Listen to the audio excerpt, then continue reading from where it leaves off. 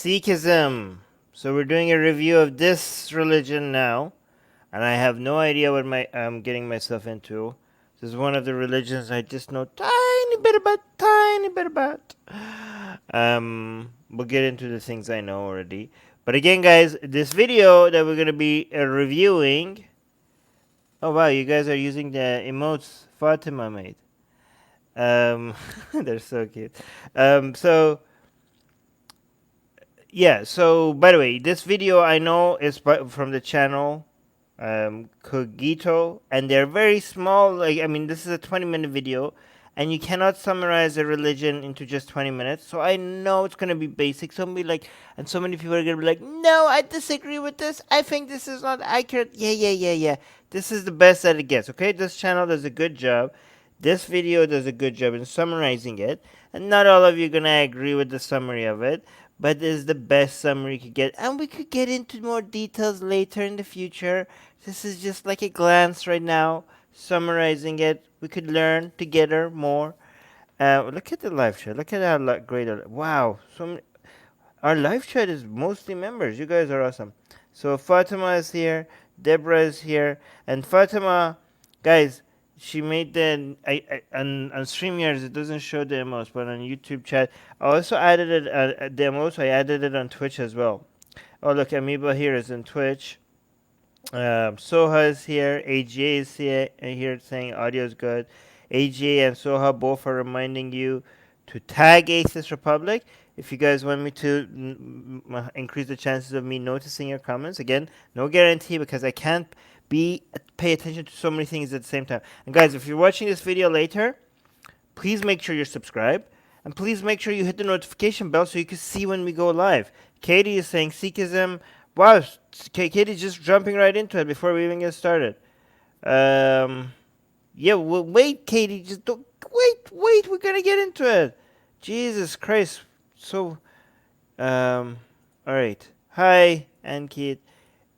Here to oppose you. LOL. Okay. Well, we have the loyal opposition here. Hi, guys. Hi. Audio. Leah saying audio is good. Great. Let's get into this, okay? I really love this channel, guys. This is the channel that I use for these stuff. It's Cogito. Very good summaries. Alright, hold on. People. Hold on. This is the Haram. I really wanted to go here. The Harry Mandir. But I can't go anymore. I can't go to India. I wanted to visit this temple so bad. Oh. Mandir, the world's largest free. Wait, let's read the name actually again. This is the Harry Mandir, the world's largest free kitchen. It serves free vegetarian food to about 100,000 people every day. It's also the holiest site in Sikhism, the fifth largest and youngest of the world religions. Youngest of the main world religions. So, what? Wow, guys, Sikhism is bigger than Judaism. So they're so young. That's actually a major achievement. Think about being so much younger than all of these world's major religion, and even though you're this young, you still managed to be not the last. You're still, you're bigger than Judaism now. I always wonder, how could you be this young of a religion and think that you are the religion? Like, yeah, the whole humanity only discovered the truth only recently. Like, yeah, like how could you be the way if you're this young? Like, it gives you, yeah, most. I mean, Islam could say like we see Islam, even though is the last Abrahamic religions, they pretend that they're the eldest one because they pretend like Islam was the religion of Adam and Eve, Moses, and Jesus. They were all Muslims, so they're like, yeah, no, God was sending humanity the right one true path since Adam. So they are younger than most religions here. I think the only religion that is younger than them is Sikhism. But at least they pretend that they're the oldest religion. At least they pretend like Islam was their religion since Adam, and everybody else just corrupted the religion, and that's why we have Christianity and Judaism, just because they corrupted Islam and they misrepresent what Jesus and Moses said. But so I mean, and Christianity thinks that, yeah, I mean, really, God just Christianity is just a new version of God's religion, like the New Testament. But God also sent prophets from the beginning, so it's not like God abandoned them. And Hindus and Jews, they don't have to pretend anything, because they were like, yeah, we were here since forever. But what does and Buddhists? I don't know what the Buddhists. What the hell? Oh, we need to do Buddhism, right? Yeah, let's do Buddhism, another Buddhism live stream on Buddhism at some point. But Sikhs, how do they justify this? Like, yeah, we're pretty new, but our way is the way. So we'll see. We'll see how they justify that. A religion that preaches about love, peace, and the equality of humankind, but also asks its followers to carry swords. Yeah, and they get to take that into airplanes for some goddamn reason. Nobody else gets to do that. So let's see if this is true. But the justification I've heard for carrying the sword, that they're peaceful, but we carry. I mean, it's not a sword; it's like a dagger, right? They say like, yeah, we're not supposed to ever pull it out, and if you do pull it out, you have to draw. Oh my god, I can't say that. You have to draw. Somebody needs to. How do I say the thing? You need to. I don't know. I don't know what the rules are for YouTube regarding this one. Red liquid stuff needs to come out of somebody before you put it back. So like, wait a minute, that sounds pretty violent. If you pull it out, somebody needs to get wet with red stuff, and they're like, yeah, but that's not violent because that is actually, it discourages people. Like they say, like that means that people are not just gonna pull it out willy nilly. That sounded dirty. But that's why it's not violent at all.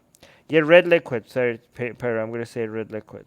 Again, guys, if this is new to you, this kind of talk, you're like, why is Armin not just saying it? Because I don't know what the YouTube is just handing out demonetization to everybody left and right. So I don't know what we're trying to avoid that, right? Yeah. So let's see, how your religion tell everybody to carry a sword, but you're also at the same time for peace. So, who are the Sikhs? What do they believe? And why does everyone confuse them for Muslims? Oh yeah, no, okay. The people confuse them for Muslims. They're morons. But again, my understanding is that if Hinduism and Islam had a baby, that would be Sikhism. I don't know if that's accurate, but that's what I think. What I've led to believe, that Islam and Hinduism hate each other, but one night they made love, they had hate sex, and they ended up having a baby, and that was Sikhism. Sikhs. What do they believe? And why does everyone confuse them for Muslims? Well, let's find out.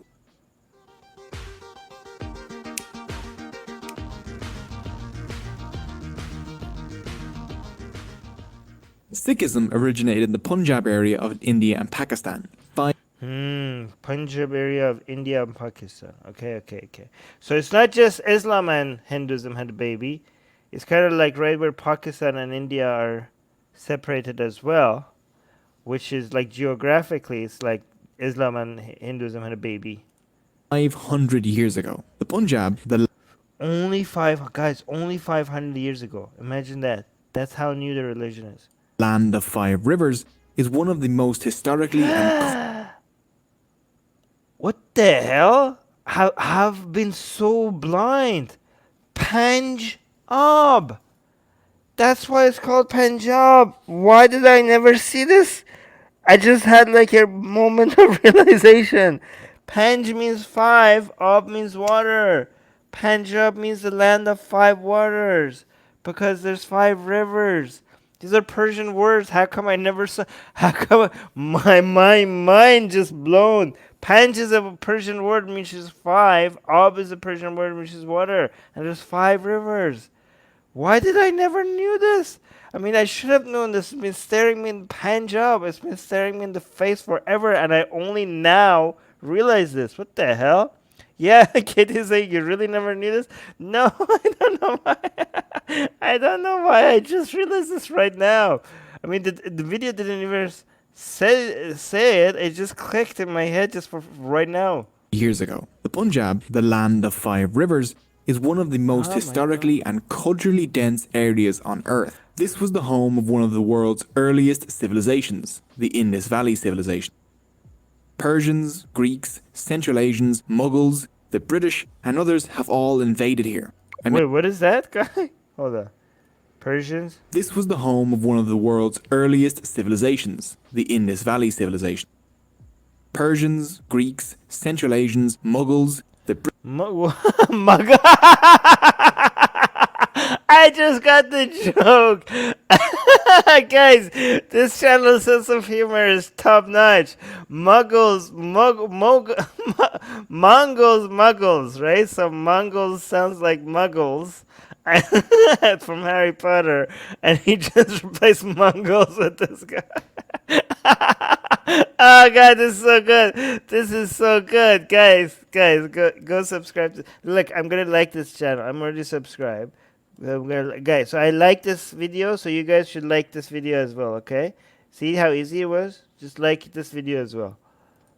British and others have all invaded here. I meant Mughals. Mughals invaded here. Hinduism, Buddhism, Islam, Jainism, and a handful of other faiths have all left their mark on the region. The diverse culture of the Punjab has heavily influenced the Sikhs. This is why I didn't understand it was Punjab, because I see Punjab. It's Panj is 5. Punjab. Today there are about 25 million Sikhs. They make up about 2% of India's population, but about... Oh wait, how many of them were there before? Sorry. Before they were... And a handful of other faiths have all left their mark on the region. The diverse culture of the Punjab has heavily influenced the Sikhs. Today there are about 25 million Sikhs. They make up 25 million. About 2% of India's population, but about 60% of the Punjabs. Interesting. 60%. So they're all like just densely populated Sikh area, Sikh people in Punjab. Diaspora is spread out across the world, with concentrations in the UK, Canada, the US, East Africa, In Canada, they're politicians. Australia. Wait, where else? Concentrations in the UK, Canada, the US, East Africa, Australia, and Malaysia. Sikhs, interestingly enough, make up about 1.5% of Canada's population, which is second only to India. Wow. So the population of Sikhs in Canada is almost the same percentage as India. That's a lot of Sikhs in Canada. The word Sikh means learner. Sikhs call their religion Sikhi, Gursikhi, and Gurmat. You can't really understand the Sikhs without understanding their relationship with gurus. Yeah, they really love their gurus. They're so into their gurus. The word guru means a teacher or spiritual guide. The guru teaches and the Sikh learns. The Sikhs follow the teachings of 10 succeeding gurus that have shaped Sikhism. The first and most important guru is Guru Nanak, the founder of Sikhism. Born in 1469 CE near what is today Lahore, Pakistan. Nanak was seen Guru Nanak. Oh, look at him, so cute. He has a turban and a baby bottle. special even as a child. As a baby, he was... Yeah, NDP minister is... Yeah, exactly. NDP minister is Sikh in Canada. I don't think that guy is a good representation, though. Yeah.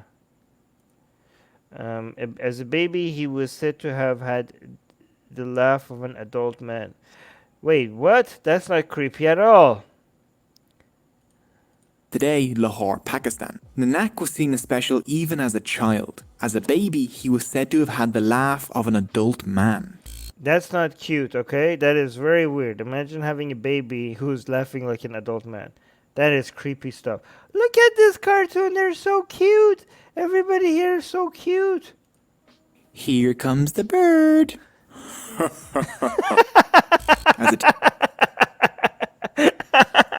That is so. That was so funny. I want to watch that again. I want to watch that again. Hold on.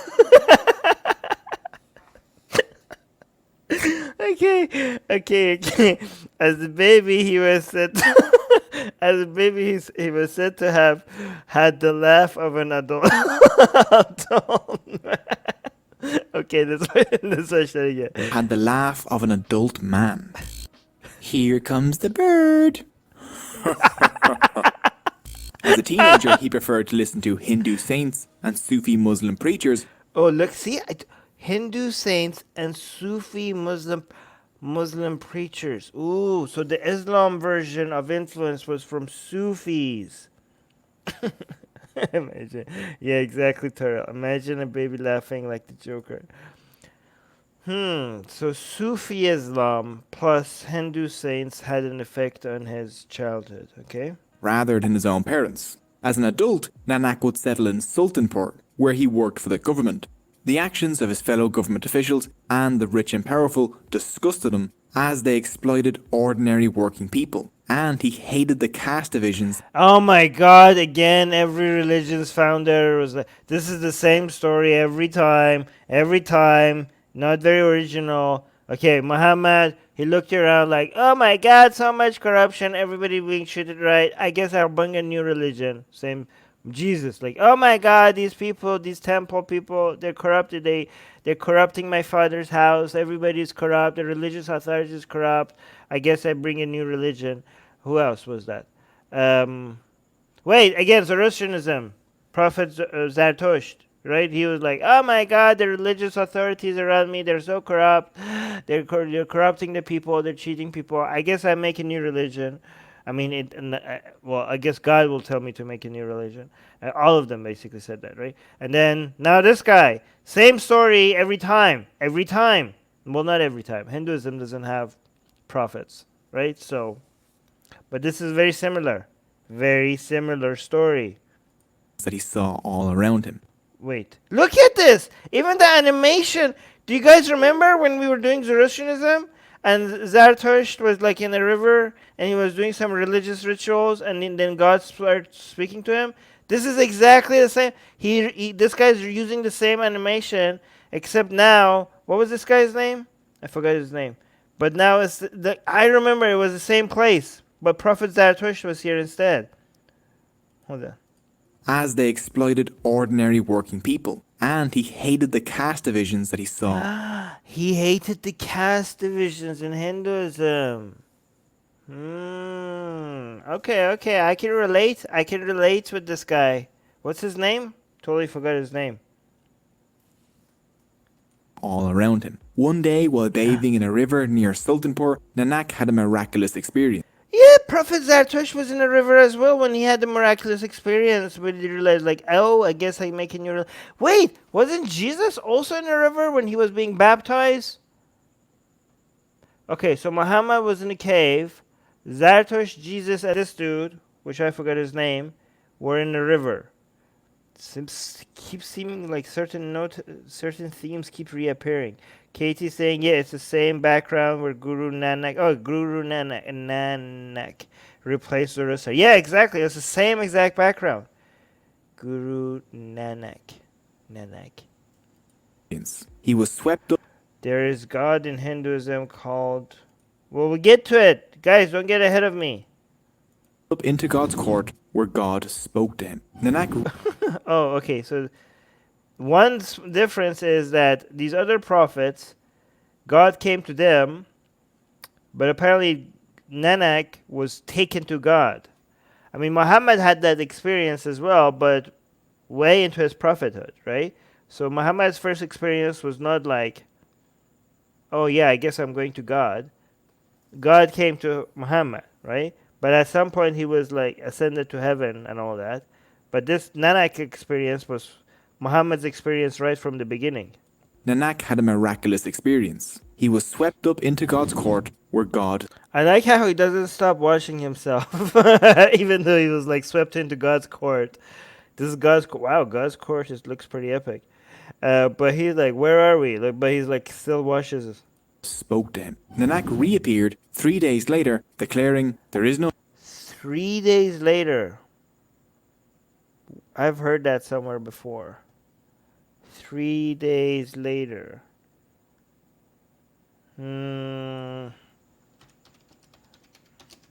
This seems familiar.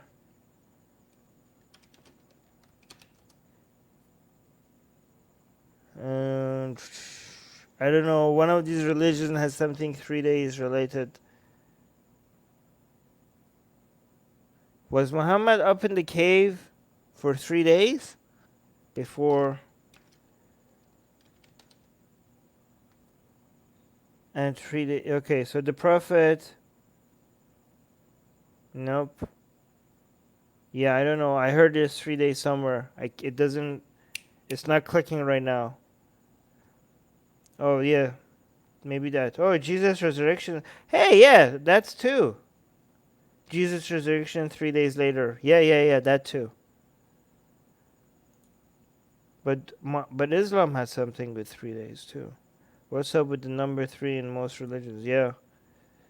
Jesus revived himself after getting killed. Yeah, okay, but Jesus' resurrection. You guys' minds went right to Christianity. Yeah, but actually you're right. Christianity is more relevant here. Hindu and there is no Muslim. There was only God." Wait. Like, okay, come on. Everyone wants to pretend like, hey, other guys, there's a religion, but ours is not a religion. We're above all of that. We're all about God. Like, yeah, I heard that. Everybody says that, right? Christianity's like, like there is no Islam and Judaism. No. We don't do religions. We have a relationship with Jesus. Right? So this guy is doing the same thing. And like, oh no, there is no Muslim or Hindu. It's just God. Well, it's also Sikhs now, right? So you guys playing the same game as everyone else. Stop pretending like you're above all that. Declaring, "There is no Hindu and there is no Muslim. There was only God." Wait, now there's no Hindu, there's no Muslim, but there's Sikhs now. So yeah, don't pretend like you're different. This was a message inspired by his experience with God, one that spoke in favor of the equality of humankind and against caste, ethnic, and religious division. Hey, you know what else? What other religion speaks against caste? Islam. Okay, so this is not original, man. Like, so equality of humankind. Wait, is there? So Islam keeps pretending like, yeah, they're not about ethnic differences or caste differences, and humans are equal, but if you check the footnotes, you'll see that they're equal as long as they're male and they're free and they're Muslim, right? So the key thing we have to pay attention to right now is this equality that they're teaching here? Is this equality as long as you're Sikh, or are Sikhs and non-Sikhs equal in Sikhism? Okay. Oh yeah, you're right. Pyra is saying, Prophet Yunus was in the whale for 3 days too, right? Yeah, I think so. Was it 3 days? Moses was up in the the guy that was up in the mountain for 3 days was Moses, not Muhammad. Which actually reminds me that's a very interesting thing. Moses and Muhammad were both up in the mountain when God brought a revelation to them. Jesus was baptized in the river of Jordan. That's another similarity. Yes. Yeah. Divisions. Nanak would later say, "Accept all humans as your equals and let them be your only sect." Okay. So do they need to be Sikh or do they not need to be Sikh for this? Do conditions apply? 9 human gurus followed Nanak, all 9. Okay, wait. Katie saying, in Islam, I think it's only permissible for a Muslim to be mad at his brother for 3 days. No, you're getting into too much detail. We're talking about foundations of religion. The main core beliefs. Okay, so 9 human gurus followed Nanak. So there's 10 of them. Nanak is the main one, and 9 of them followed them. Followed this dude. Look at this sign. Is that the Om sign on his hand? That's the Om sign on his hand. Like, see, that's the influence of Hinduism. Is that Om? Yeah, that's the Om sign. 9 human gurus. Human gurus. Thanks for the specification. 9 human gurus followed, like, as opposed to what? 9 human gurus followed the Nanak, all preaching the same message of one God and the equality. All preaching the same message of one God Look at this one. This guy looks like a baby. and the equality of humankind. Two fundamental events that shaped Sikh history was the martyrdom of two gurus. The first was the fifth guru, Guru Arjan, who was roasted alive by the Mughal Emperor Ooh, I don't like that. Jahangir. The next martyr will be the ninth guru, Guru Teg Bahadur. He was beheaded by the Mughals while attempting to defend the religious rights of Hindus. Okay, so wow, so they were actually defending Hindus, not even Sikhs. That's pretty impressive. That's like secularism a little bit. But they were both martyred by the Mongol Empire, which means by an Islamic empire, right? So the martyrdoms didn't happen by the hands of the Hindus, but by the Muslims empire. Rights of Hindus. His son, Guru Gobind Rai, the 10th and final human guru, started a new Sikh community. If it was 12 gurus instead of 10, I would lose my mind, okay? If this was 12 gurus and like the last one is the 10th one, okay? But if the last one was the 12th one, I would be like, come on, guys, you're not even pretending anymore. You guys have you no shame in your copy pasta stuff? Human guru started a new. Oh, let me see. Kraton is saying, once you adopt the guru or equivalent title, you stand against progress. Okay. New Sikh community called the Khalsa And wait, hold on. We lost this. Mughals while attempting to defend the religious rights of Hindus. His son, Guru Gobind Rai, the 10th and final human guru, started a new Sikh community called the Khalsa and ended the line of human gurus by making the Guru Granth Sahib, the Sikh holy book, the last living guru. Oh, wait, so this is the 11th guru? The book itself is a guru. It's a living guru. Kind of like the Constitution of the United States, which is like a living document, as some people say. But this living here means something else. Oh yeah, living actually means something else because this is like not changing. This document is not supposed to change, right? So the Sikhs like literally think that this book is alive, right? That's my understanding. We'll take a closer look at both of these in a bit. So with that brief history out of the way, wait, let's pay attention to that one more time. Sikh community called the Khalsa. So he made a Sikh community, and the last guru, he made the Sikh community called Khalsa, and he made a book.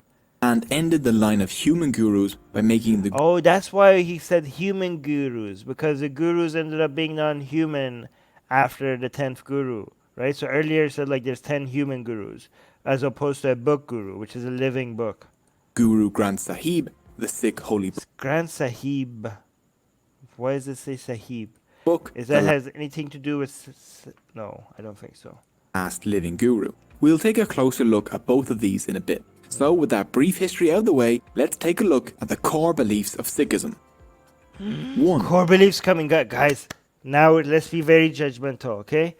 Be very judgmental. Let's see if we like these core beliefs or we don't like them, okay? 1. One God. No, don't like that. The Sikh holy book, the Guru Granth Sahib's opening sentence is just 2 words. Ik Onkar. Oh wait, that thing was not an Om on his hand. It was this thing. Right? I was wrong. It looked like an Om, but it wasn't an Om. It was this sign on his hand. And means ik, what is it? This only one. How do you say it again? Opening sentence is just Ik Onkar. Ik Onkar. 2 words. Ik Onkar. There is only one God. La ilaha illallah. Sounds very much like Islam. There is no God but Allah. There's only one God, and His name is Allah. So this is basically that La ilaha illallah version of Islam. So not very original. Sikh is like, yeah, this is pretty same. Amit is saying yes, it's kind of similar. Yeah. Nanak made sure it was clear that the focus was on one. Ik doesn't just mean Yeah, one. Like the concept of Tawheed in Islam, the oneness of God. This is the most important principle in Islam is the oneness of God. So this being their first core belief is very Islamic. One creator. Yeah, so original. one. It is literally the numeral one. One God is by far the Oh wait, the one is written as number. This is a number, like. Oh well, okay. Hold on. Make sure it was clear that the focus was on one. Ik doesn't just mean one, it is. focus was on one. Ik doesn't just mean one, it is literally the numeral one. One. Okay, so again, Tawheed is the most important thing in Islam, in Islamic core belief. So, yeah, you guys want to pretend like this is so important. Like, unlike the other religions, our main focus is the oneness of God. Too late. 1400 years late. Well, no, actually, they are 500 years old. So, 900 years late. God is by far the most important belief in Sikhism. Yeah. This may not be the kind of Same as Islam. One God is by far the most important belief in Sikhism. So is in Islam.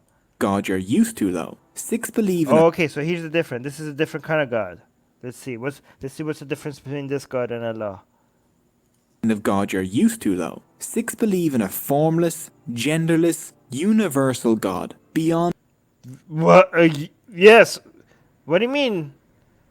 A God that we're not used to. This is exactly the God that we're used to. Allah is formless, genderless, universal God. Yeah. What do you mean? It says this may not be the kind of God you're used to. What are you talking about? This is exactly the kind of God that we're used to. In Sikhism. This may not be the kind of God you're used to, though. Sikhs believe in a formless, genderless, universal God beyond description. This God Beyond description. Yep. That's the God that we all grew up with. What are you talking about? A God that we're not used to. As Muslims, that's exactly the God that we grew up with. is all of reality and is Oh, this God is all of reality. It is within everything. Yeah, Allah. This is Allah. You're describing Allah. within everything. They believe no idol or image could ever represent this being. So Islam. No idol or no image could ever represent Allah. Exactly, very much like Islam.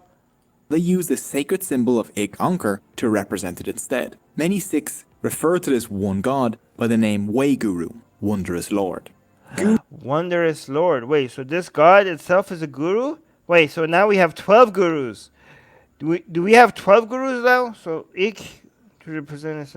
Many Sikhs refer to this one God by the name Waheguru. By the name Waheguru, Wondrous Lord. Wondrous Lord. That's kind of epic, guys. Like that needs to be a movie. Guru Nanak and his followers constantly emphasized that this one could be understood in many different ways.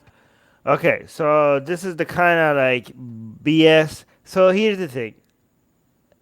I like inclusivity and accepting of people, but a lot of people confuse that with being accepting and inclusive of ideas. And I think this is what Sikhism is trying to pretend to do. We're so accepting. We accept everybody. We accept every religion. Every religion is a pathway to God. And people are like, oh, look at Sikhism, so loving. They say like, oh, Islam and Christianity and Hinduism and Buddhism and Judaism, they're all just like, we don't have a monopoly over the truth. They're all the truth. They're all the truth. People are like, oh, wow, so loving, so tolerant, accepting of all kind of BS. That's not accepting or tolerant. That's gullibility. Like it's not like, oh wow, you guys are so tolerant because you accept everything, every BS that you hear, every nonsense that you hear. You're like, yeah, that's true as well. That's what you think accepting means. Again, most of the planet, and this is not Sikhs, most of the planet think that that is lovely, that is accepting. For you to be like, oh yeah, every religion is right in some way. And they think that's their version, that's their understanding of love and compassion and tolerance, of just hearing nonsense and being like, you could be right too. Oh, you're right. Actually, no, you are right. And this other completely contradictory idea to everything you believe, they're also right. Oh wow, so tolerant of me for telling everybody with their crappy ideas that they're right. Again, the tolerance and acceptance that we teach, we want to we should think we should teach, is that you're wrong. You're so wrong. Like you have no idea how wrong you are, but it's okay. We can still be friends. All right. That is tolerance. Okay. Not to be like, oh no, you're right. Your moronic ideas, they're so true. That is like, no, you're treating people like children. That is not tolerance. Tolerance means like, even though you're a moron, even though you're being a moron right now with your crappy ideas, we can still be friends. That is tolerance. Oh, so read Soha's comment. Hold on. Where's Soha's comment? 12? No. Are you serious, Soha? 12 gurus and 12 disciples? No. No, copy pasta. Come on. That is ridiculous. Is that obvious of copying other religions? Bully shit. I could say, yeah, I'm saying BS because, again, I don't want to say SHIT because YouTube would probably doesn't like that. So I'm trying. Guys, see, I can't. I want to highlight the emoticons on StreamYard. No, not the emotes that Soha made, that Fatima made, but I can't because StreamYard doesn't highlight them. Look, see, if I do Allah is gay, this is what it shows. But I'm glad you guys are enjoying it. Yeah, the recluse is saying coincidence. I think not. Katie is saying the Guru Gran Sahib, page 13, calls the sun and the moon as lamps, which means sources of light. So it is proved to have no scientific knowledge. Oh yeah, before any Sikhs claim science. Yeah. Okay, so they think like the moon is a source of light like the sun. Wow, really? This at the time that the world knew that the moon is not the source of the light. Yeah, I mean, again, they should have known moon is not a source of light. Like people back then knew this, so they're not just behind our time; they were behind their own time. Yeah, I already highlighted that. KJ is saying calling Buddhism a pathway to God is still an insult to Buddhism, since Buddhists consider God to be within samsara. We'll get to Buddhism. We'll do a Buddhism live stream at some point. No religion had a monopoly on the truth. Nanak. No religion had a monopoly on the truth. No religion even has the truth, let alone have monopoly over the truth. You guys are like, oh, you are all right. Again, this is how dumb this is. Like, oh, look at Sikhism. They're like, you're all right. No, they're all wrong. They're all wrong. You guys got it completely the opposite. What? You're all wrong, not all correct. Acts 1 could be known as Vishnu, Allah, the Tao, Yahweh, the algorithm, or any. Wait, so you guys managed to offend all of them, basically. You're telling them 1 could be known as Vishnu. Vishnu is Allah. Okay, Vishnu as Allah is the same thing. I think this is very insulting to both the Hindus and the Muslims. Okay, so imagine like, hey guys, look how loving, look, we love you, we accept you. Your Allah and Vishnu are the same thing. Yeah, way to piss off the Muslims and Hindus at the same time.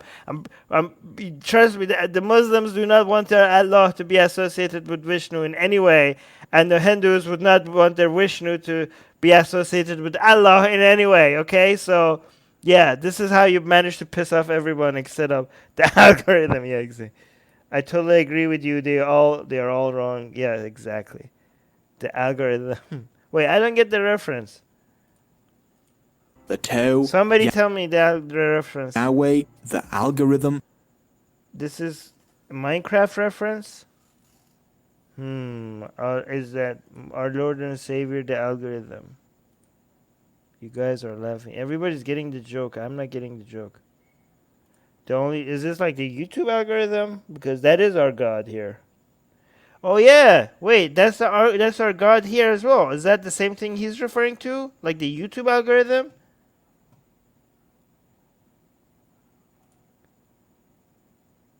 This guy. The algorithm is the only God. Yeah. So the YouTube algorithm. Yeah, that's the religion we believe in. Wait, is he making the same joke that we're making here all the time on this channel? The algorithm and the YouTube God. Yes! Oh my God! Yeah, that is the religion that's the God, that's the only gods we fear is the YouTube gods. So he's referring to that same thing. Okay, wow, I didn't get the joke, even though that's exactly the religion that we have here at the Atheist Republic. Hey, guys, please. The only sacrifice the YouTube gods wants is your likes and subscribes. Okay, that satisfies them. They don't want blood. They don't want animal sacrifice or human sacrifice. All they want is likes and subscribes. Okay, that's what the YouTube algorithm wants, and we pay it gladly at the altar of the algorithm. Okay, guys, pay up. Feed the YouTube algorithm, feed the gods, give them the likes, do it now. Okay, that's what I'm going to say now. Feed the YouTube gods with your likes, make them happy, and they will bless us with more views. Any other name or belief. There was no need to fight over whose God was the true God, as they were all the same one. Yeah, they will all be united against you if you say that, okay? Yeah, great job. You managed to unite them by telling, yeah, this is not going to happen. This is not going to happen. Like, hey, guys, hold hands and sing Kumbaya. All your religions are the same God.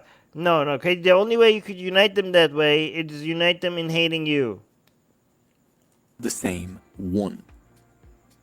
Recognize all mankind, whether Muslim or Hindu, as one. The same God is the creator and nourisher. This is like a child's understanding. Like, people like, why can't we just hold hands and get along and stop hating each other? You're like, yeah, great job. Like, why can't we just do that? I don't know. Why haven't we been able to do that for the past 10,000 years? Like, people think like, oh, I have it. I have the solution. I have the solution to all the world's hatred and wars and people attacking each other. Oh yeah, what's the solution? Why can't we just all love each other and stop hating each other? Like, Nobel Peace Prize right here, guys. You figured it out. Why can't we just stop? Huh? Like, great job. Okay. What do you have? What's next to solve? Can you solve world hunger? Huh? Can you solve now homelessness? Why can't we just like give everybody home and give everybody just food? Like why can't we just do that? Yeah, why can't that's the question, okay? That's not an answer. Okay, like you can't just be like, you can't just solve world's problems by saying like, hey, what if we just think like this? Yeah, it doesn't work like that. You can't just, that's not gonna solve anything. Okay, you have to actually manage to convince people. You can't just be like, hey, what if we try this? You see, like, Sikhism came and it's been 500 years. We don't have world peace right now, so you guys failed. Of all. Recognize no distinctions among them. The temple and the mosque are the same, so are Hindu worship and Muslim prayer. The temple and the mosque are the same. And so are the Hindu worship and Muslim prayer. You guys didn't manage to bring people together. You just add another religion. That's what you did. You didn't convince the Hindus and the Muslims they're the same. What you did is like, now we have the Hindus and the Muslims and the Sikhs. So congratulations. Instead of making everybody one, you just made a new religion and now we're more divided. So, yeah. You're part of the problem. Human beings are all one. Guru Gobind Singh. The lack of a gender for this one God means that there is no difference between men and women in Sikhism. There's a lot of differences between men and women. So I don't know what you're talking about. No difference between men and women in Sikhism. Sikhism was among the first major world religions to make the radical suggestion that Oh, you mean the rights? maybe, just maybe, women are people too. Women Oh, maybe. Look at this. Look at that grumpy. Oh, look at this great. Like, oh, thank you so much. Hold on. first major world religions to make the radical suggestion that maybe, just maybe, women are people too. Women in Sikhism have fought battles, led religious Okay, that's badass. services, and Okay. Muslims say that as well. When Muhammad was in war, women were at the front line fighting as well. So, yeah, again, nothing new here. Muslims say that about their women as well. Akash is saying many believe Sikhism is Indian version of Islam. Sikhism stopped conversion of Hindus to Islam in northern India in 5th century. Oh, basically they were like, oh, you hate cat. So this is how it went, I think, in my mind. Okay, tell me if this is right. You hate casteism. You hate the caste system. You don't have to be a Muslim. Let me give you something Indian that doesn't have the caste system. So is that how it went? Right? Is that how it went? even acted as some of the longest reigning leaders of the entire community. Sikhism isn't based on doing things to get into some heaven or hell. Hell is just life on earth, which your soul is constantly reborn into after Okay, so reincarnation. So see again, they got a whole bunch of things from Islam. They're getting some things from Hinduism. you die, which is pretty dark. You see, Sikhs believe in reincarnation and karma, similar to Buddhists, Hindus, and Jains. But Sikhs believe that karma is modified by God, as in, karma might decide what life you're born into, but God makes sure that anyone can become a good person in their lifetime if they try. So see, they got their gods from Islam and they got the karma from Hinduism, and they were like, okay, we have karma, but God is the manager of karma. In Hinduism, there was like no, yeah. goal of Sikh life is to break free from the cycle of rebirth by merging your soul back into God's soul. God's soul. What was that thing called in Hinduism? This energy thing. Brahman something. This whole universal energy thing. They're just rebranding it. The visuals are even the same. They're just rebranding that stuff, that universal energy or whatever vibration stuff. They're just calling it God's soul. Come on, guys. One does this by realizing that you are already a part of God. You just need to let go of your ego. When your soul Oh remerges, my God, come on. Yeah, you have to let go of your ego and you're going to become one with the universe, or now they're calling it God's souls. You got that from Buddhism. back into God's, this is called Mukti, which is similar to Hinduism's moksha and Yeah, Mukti, Moksha, they even sound the same. God damn it. means liberation. When you remerge, your soul is released from the cycle of rebirth Moksha. and death and becomes infinite, timeless, and blissful. This is the closest thing Sikhs have to heaven. Come on, if you're Sikh, then you're a moron. Because how could the truth be, how could the truth to the universe be some stuff that Islam said and some stuff that Hinduism said mixed together? Like, first of all, you're contradicting yourself. You're saying they're all true, and then like, okay, what is true? And you're like, oh, these specific things from Islam and these specific things from Hinduism. Why would God, send a prophet to Arabia and give us like half the truth there and some things that are wrong, and then this very ancient religion that is way older than Islam got some other things that are specifically right that Muhammad got wrong? Muhammad didn't believe in reincarnation. Wait, you said all these... How could all these religions be right and reincarnation be true? Because I'm pretty sure Islam is against reincarnation. So is it right and wrong at the same time? So is there a heaven or is there not a heaven? They're like, oh, there is no hell. Hell is here in this world. Okay? There is no afterlife. Well, Islam, Christianity teach you that there is an afterlife. And you just earlier said that all these religions are true. So are they true or are they not true? Do they have the truth or do you have the truth? If you have the truth, how is it possible that the one true religion is a religion that got some of its stuff from Islam and some of it from Hinduism? Is it just... Happens to be a coincidence that the guy that founded it was influenced by two different group of people that didn't agree, and he just took some ideas from all. Like, how could you not see that this is just a guy that just went and be like, I'm gonna pick this from here, I'm gonna pick this from here, I'm gonna make my religion. You ends up being like, oh, that is actually ends up being the truth to reality and everything. Come on, guys. You can see that this is not. How could you not see that cannot be reality? This is obviously what happens. If somebody just made up a new religion, and he just took some stuff from other religions. How could you not see that that's what happened?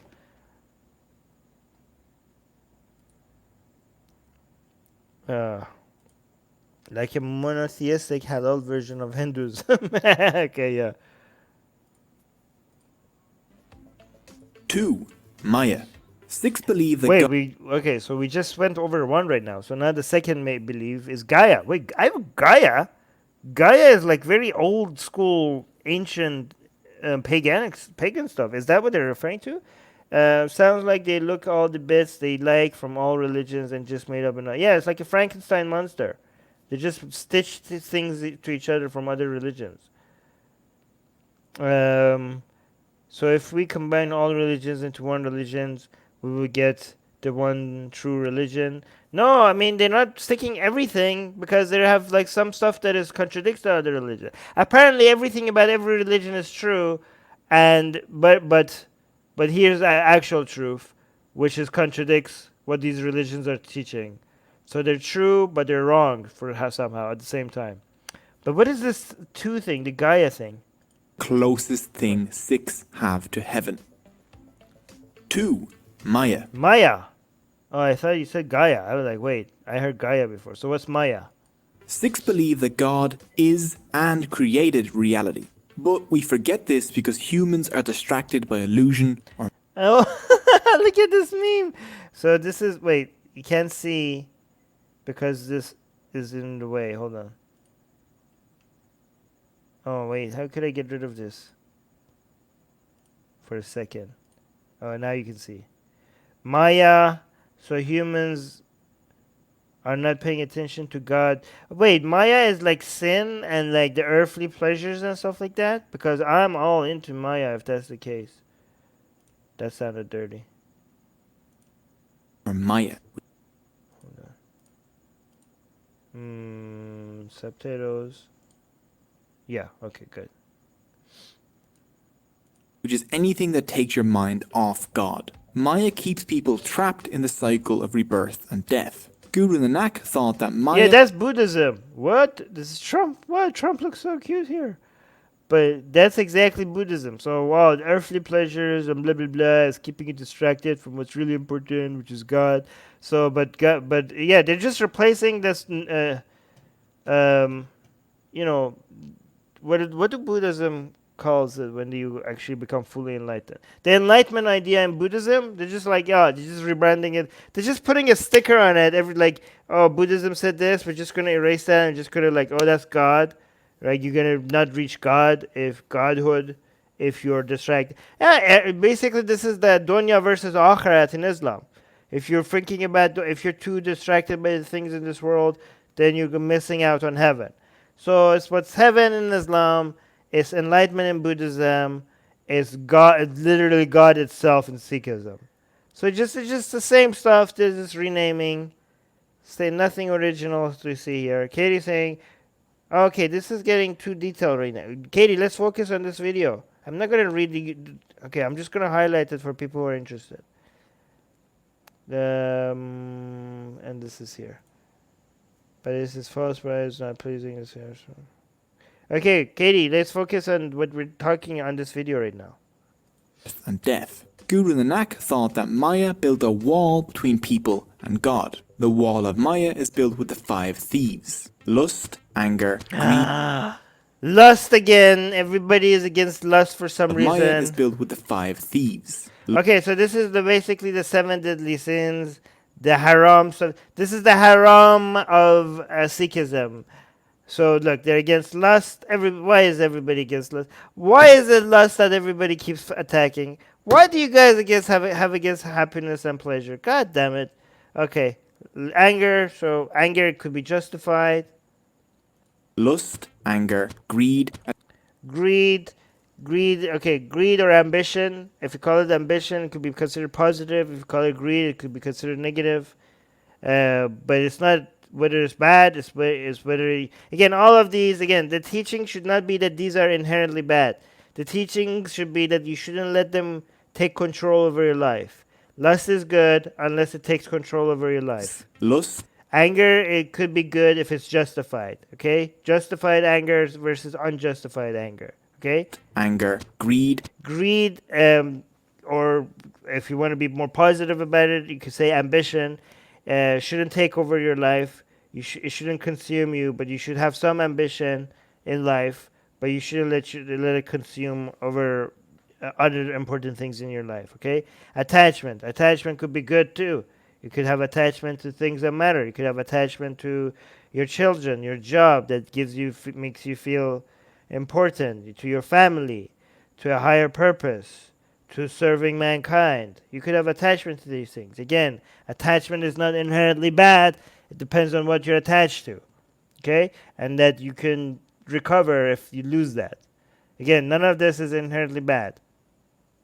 This is what every religion gets wrong. I'll hear the things that are bad. No, they're not inherently bad. It depends how you manage them.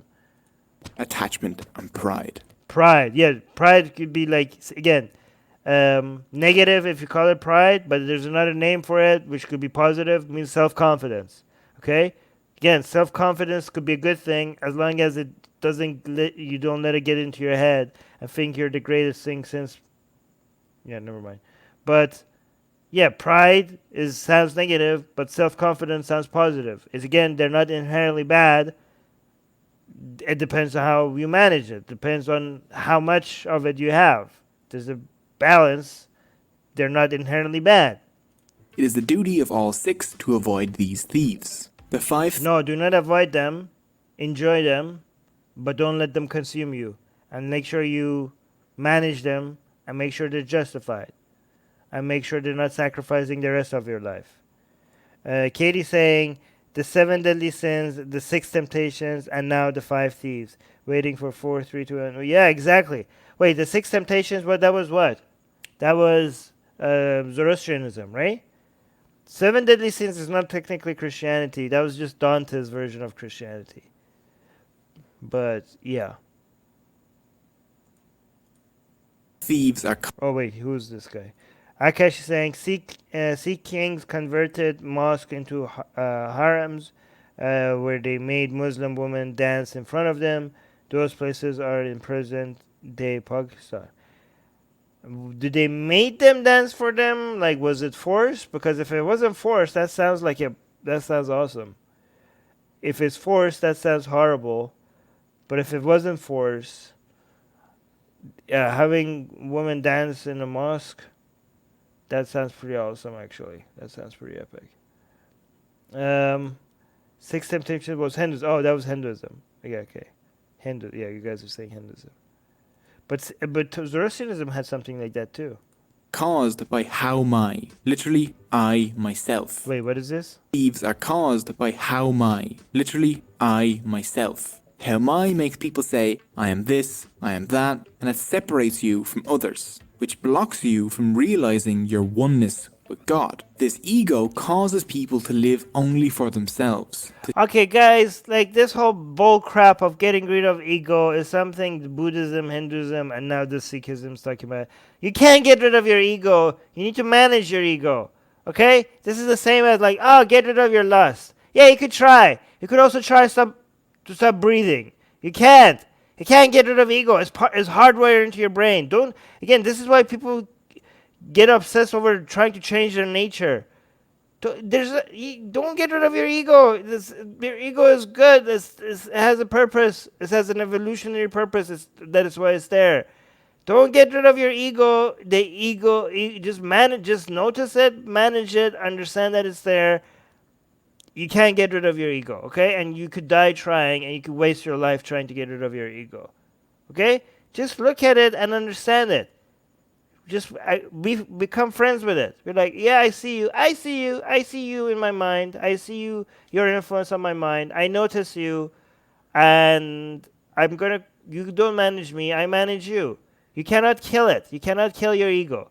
And if you try, you're just going to waste years of your lives that you could be enjoying your life instead. To spew negativity and to crave power and wealth. Such a person is called munmuk. Oh yeah, power, so bad. Again, power and wealth sounds negative, but here's another terminology for it that all of a sudden sounds positive.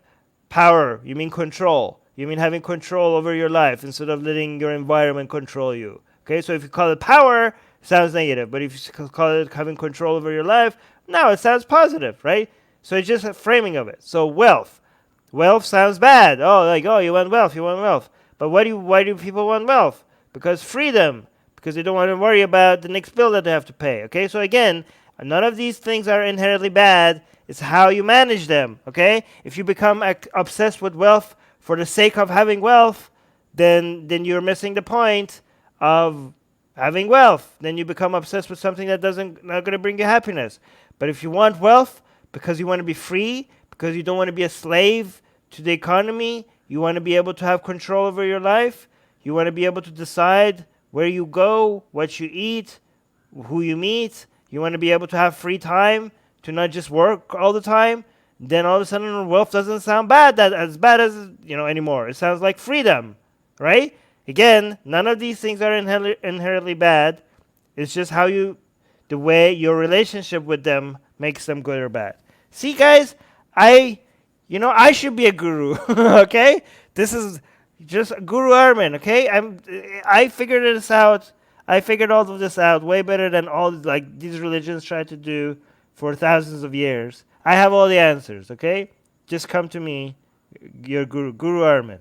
Not 12 gurus, you just need one guru. Racing towards desires. Guru Nanak saw the world's problems as the negative effects of ego. Hindu versus Muslim, Israeli versus Palestinian, sitting down wipers versus standing up wipers. What the hell? People do this? That's gross. Standing up wipers? Sit back down. Don't get up until you're clean. Ew. That is gross. Gross, gross, gross, gross, gross. Hold on. Let me see what the people in the live chat are saying. Hold on. Somebody tagged me. Oh, here.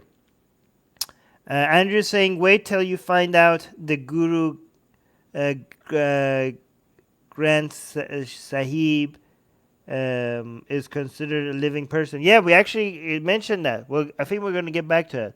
Armin, you're a guru. Yeah, wait, somebody was just timed out by AGA. What were they doing? Were they spamming? You're a guru. You're a guru, Armin Van Sickburn. Yeah. Guru. Okay, I'm just going to highlight this. I'm going to read this. All of these conflicts are caused by ego and Maya. The Guru Granth Sahib said it is not religion or race, but it is wealth that divides brothers. But this anti-wealth, you're a bunch of commies then, aren't you? These Sikhs are just a bunch of commies, anti-wealth. Guru Nanak thought that there was an other direction people could You know what all the people need right now to make their lives a little bit better right now? The thing that you're against, wealth, okay? A lot of people in the world that are suffering, their lives could be a lot better with a little bit more wealth. So this anti-wealth attitude is really harmful. A lot of poor people that are suffering from poverty, getting more wealth should be on the top of their priority right now. That should be the main thing that could make their lives better, not your stupid religion.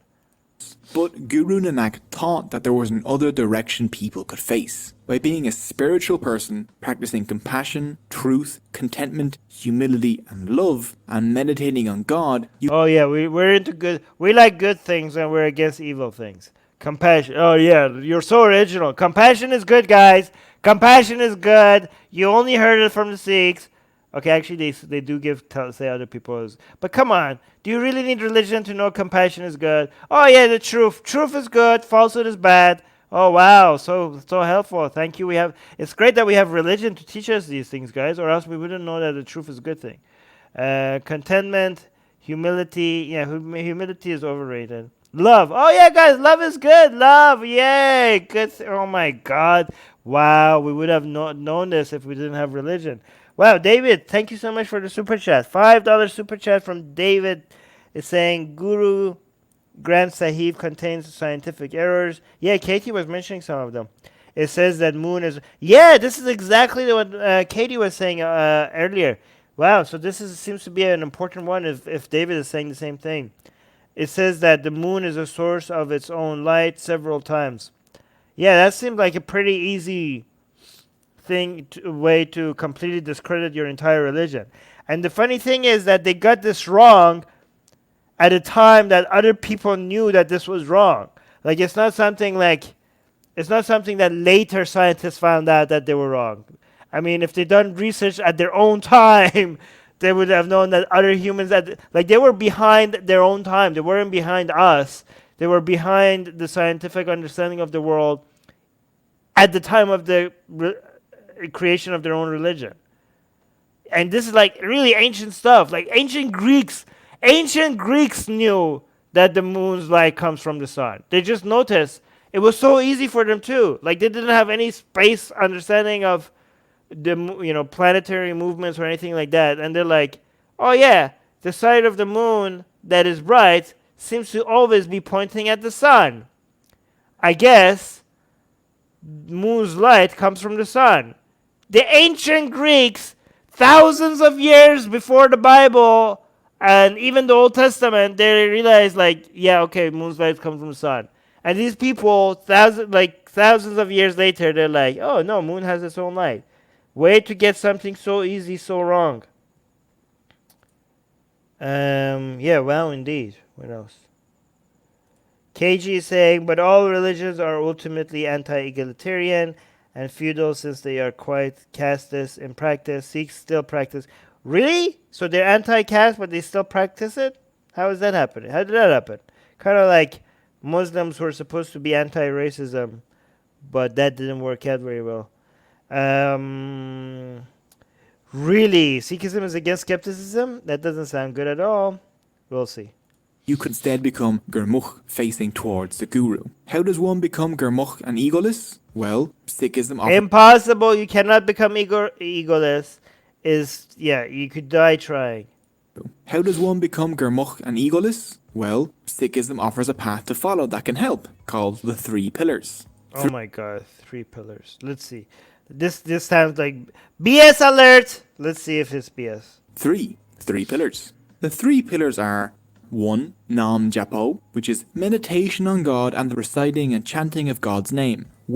Which is, by the way, meditation is really good for you, and modern science shows that there's way better.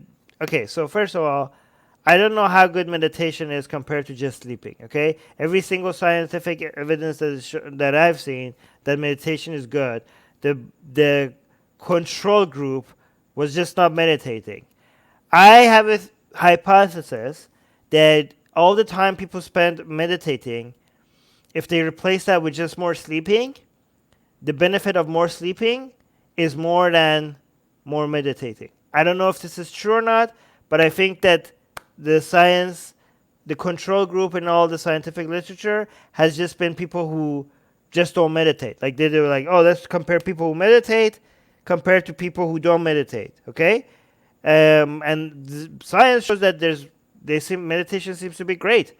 But what if you compare people who meditate and compare, you have one group is people who meditate and then compare it to people who just spend a lot of time relaxing and self-reflecting, but not necessarily meditating? Would there still be a difference, right? If the same time was spent on just like chilling out, right? I don't know. There needs to be a study on that. David is saying, Sikhs in India try to bring a law that anyone who desecrates their holy book will be sent to prison for 25 years. Wow, so they have their blasphemy too. The Indian government declined. Well, thank you, the Indian government, for declining that. Now get rid of your own other blasphemy laws as well. Meditation is pretty alright. Meditation on God is awkward. Yeah, I mean, even if meditation is good, I'm pretty sure they ruin it. these religions, the Buddhists and the Hindus and now the Sikhs, they ruin meditation. I'm pretty sure if we let the scientists figure out the best way to meditate, it's going to be way superior than what these religions like. Oh, here, repeat this name 1,000 times. I'm pretty sure that's the best way to meditate. Nope. No, I don't know what this is, but okay. Oh, by the way, David, thank you so much again for another $5 super chat. Very, very kind, very, very generous. And thank you to Soha and AGA for constantly. Look at this. AGA and Soha always thanking the people who are doing super chat. You guys are so sweet. Thank you.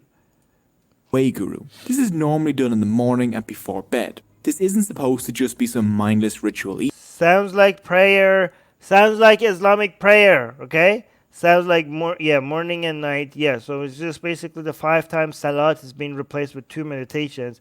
And Muslims also say this is just supposed to be just like a ritual, mindless ritual. You're supposed to connect. Yeah, exactly. This Muslims say this. You're supposed to connect with God. You need to be mindful of it. They say that, but they don't do it. They go through the motions and they don't even pay attention to what they're doing. So I think this is exactly what's happening with the Sikhs. Either. Sikhs are supposed to genuinely reflect on the qualities of God. Yeah, I've heard that many times. That's Salat in Islam. They tell you every time that you need to, you can't just do this prayer, 5 times praying, and mindlessly go through it. You're supposed to genuinely reflect on God, okay? But most Muslims don't do that. Most Muslims just quickly go through the motions to get it over with. They do this. 2. Kirat Karni. Working hard and making an honest. Wait, so you need to meditate again, meditation shouldn't be about, if meditation works, the right meditation, the one that science shows that is good and all. One way you could check out this book, Waking Up. I'm pretty sure you could learn more about meditation by Sam Harris's Waking Up book, way more than Hinduism, Buddhism, and Sikhism could teach you, right? But my understanding is that meditation does its job not when you get rid of the ego, but when you see the ego, when you're like, oh, I see, it's a higher level of consciousness, like you're aware of your ego. But again, you can't destroy the ego. Come on, if you destroy your ego, you turn into a vegetable, okay? You just turn into you're not going to be able to do anything. You can't get rid of ego and honest living. Guru Nanak said, only he who earns his living by the sweat of his brow and shares his earnings with others has discovered the path of righteousness. 3. Wait, I completely missed all of that. What is this? Karni. Working hard and making an honest living. Guru Nanak said, only he who earns his living by the sweat of his brow and shares his earnings with others has discovered the path of righteousness. Okay. That's good and all. But you know what helps with that? You know what helps with working hard?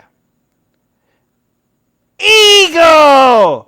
Ego! You need your ego to notice yourself and be like, yeah, I'm a hardworking person. I'm so proud of myself. Look at the job that I accomplished. Wow, so great. Look at the art I produce. I'm a great artist. Oh, look at this. Look at the work that I did. Look at the people that I'm helping. Oh my God, I'm doing so much great work. Pats on the back. Oh yeah, I'm so proud of myself. That's what you... How could you motivate people to work hard without their ego? You need for them to reflect on themselves as being a hard worker and being proud of the fact that they're hardworking to do hard work. Okay, that's the reward you get. The reward you get for doing hard work is to notice that you are a hardworking person. So that's not getting rid of ego. That's using your ego to be able to reward yourself to get through the day. Right? Because you can't just work hard for rewards of it coming down 5 years, 10 years from now. You need short-term rewards to motivate you to go through your day. So how do you get short-term rewards? Even though you're working to build something, 10 years from now, how do you make sure you get some little bit of, something to motivate you through the day? By being proud of yourself, of being so good at the work you do. Okay? So again, don't get rid of your ego. If you want to do hard work, if you want to be a hard worker, you use your ego. Notice your ego, control your ego, manage your ego. use your ego to motivate yourself to accomplish great things. Again, Guru Armin is the only guru you need. The path of righteousness. 3. Wand Chakna. This is sharing the fruits of your labor with others.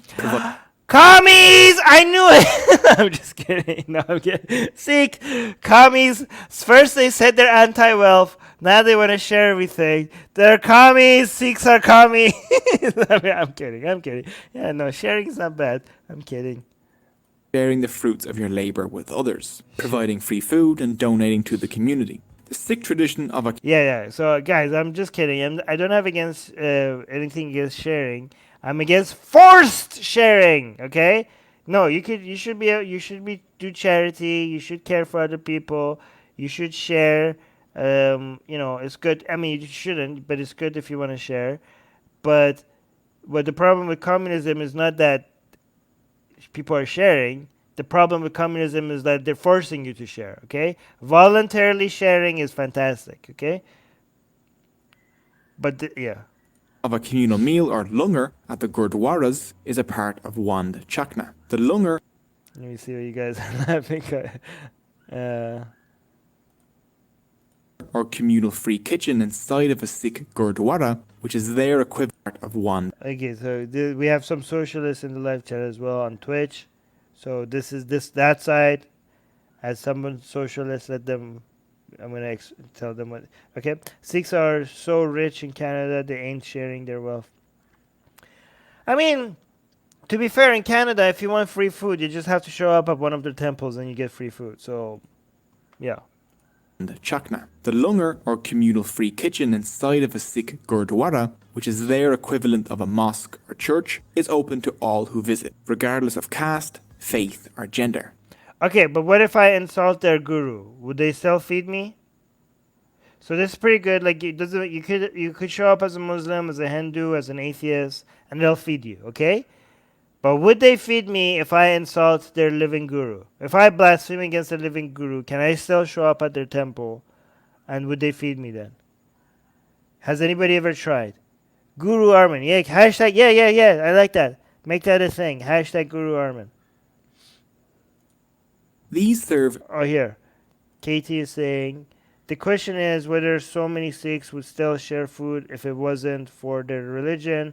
Are they good people or are they trained by their belief? Yeah, so are they doing out of the kindness of their heart or are they following orders, right?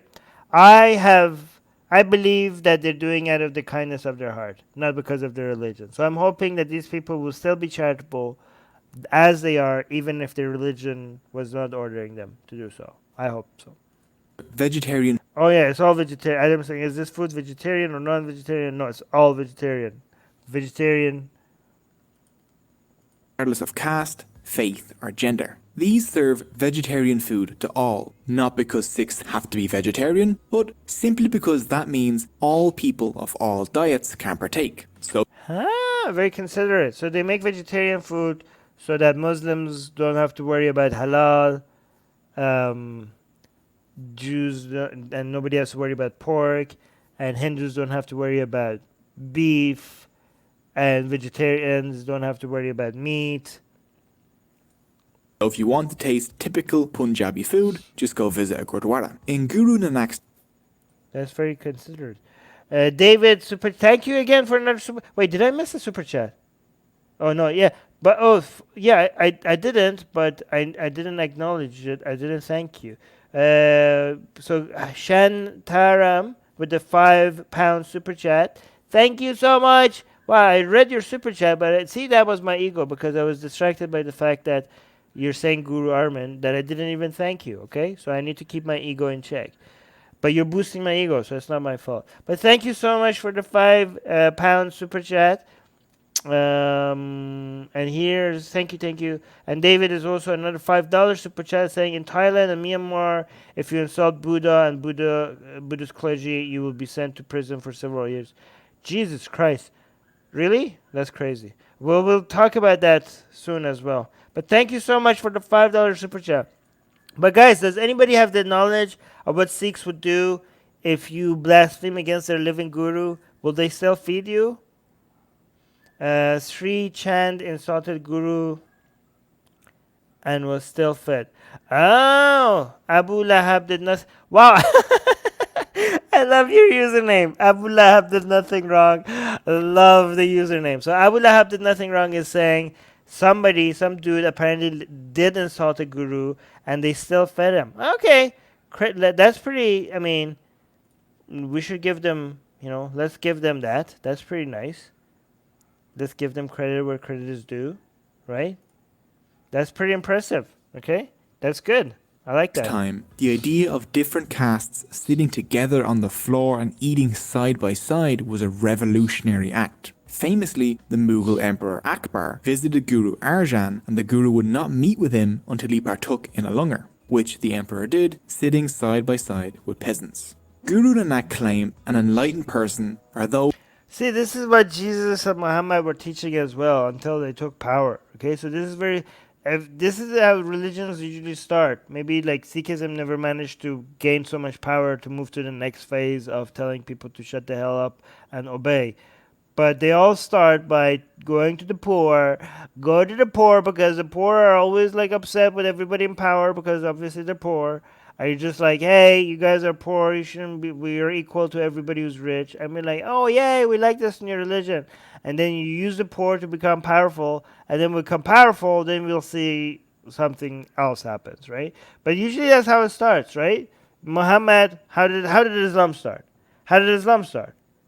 Who were the first followers of Muhammad? They were the poor. They were poor who were being oppressed by the Qurayshi. Okay, he was that was his first people, right? What did Jesus? Again, the same thing, right? It was the poor, right? Zarathustra. It was like, oh, look at all these poor people being mistreated. Yeah. Again, same thing, right? So it's basically, I mean, if you want to make a new religion, it's just, I think it was Scientology was like, I'm going to do it the other way. I'm going to go with the rich first. But most religions, to gain a following, you have to go with people who are upset with the current order of things. And who are the main people who are upset with the current order of things? It's the poor, usually, right? Katie's saying the Sikh empire was kind of strong, I guess. Some Sikhs are crazy about the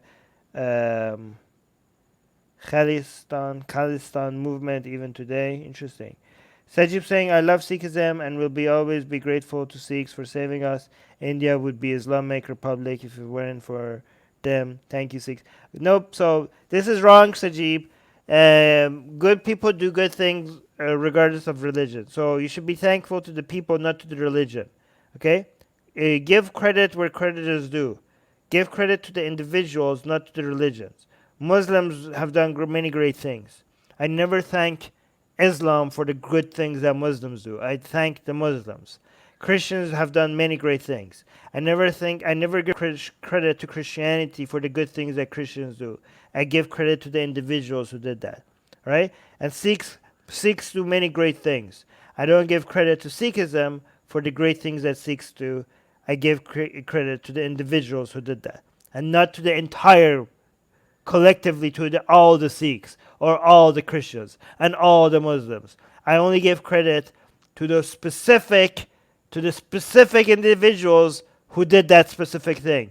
Like, for example, a lot of people tell me, like, Armin, you should be thankful to Hindus. Why? Why should I specifically be thankful to the Hindus? Because the Hindus protected the Parsis, which are your people, from the Muslims when they ran away from the Arab invasions and came to the India. I'm like, okay, first of all, those Parsis, those Zoroastrians, if you haven't noticed, I'm not one of them, right?